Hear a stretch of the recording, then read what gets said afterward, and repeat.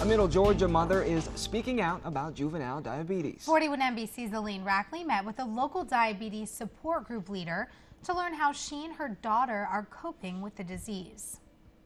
Belinda Enamorado says there is help for parents who have children suffering from diabetes. She is a Juvenile Diabetes Research Foundation volunteer family support group leader for Middle Georgia. Enamorado says she had no idea what type 1 diabetes was until her daughter's diagnosis. I had taken her to the doctor 3 different times. The first time they said it's viral, just keep an eye on it.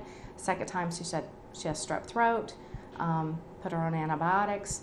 I noticed that after a while, she just didn't seem to be getting well like she should. It was taking too long. So I took her to a satellite center in Atlanta, the Children's Hospital Satellite Center, and said, can you just check her out? And they were getting ready to send me home saying, she's fine, just give her more time. But then they said, let's do one more check and make sure she doesn't have a secondary infection. So they did a urine test to check for a urinary tract infection. And that is where and how they diagnosed her. Looking at her daughter Vanessa, you'd never know she's a diabetic, but she's reminded daily of her disease, and being a diabetic teenager has its own challenges.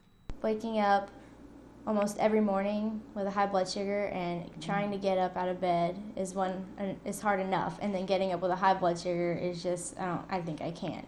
Vanessa's friends at Mossy Creek Middle School grew concerned because of the 13-year-old's frequent trips to the school's nurse.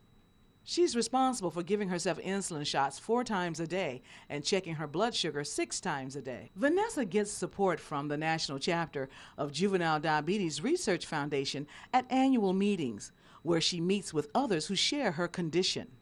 Sometimes people aren't around, other kids aren't around other kids that have diabetes, and some are, some aren't. So when you do that, it's really fun because you meet new people and you feel like you're not the only person, you're not alone. In Perry, Elaine Rackley, 41 NBC News.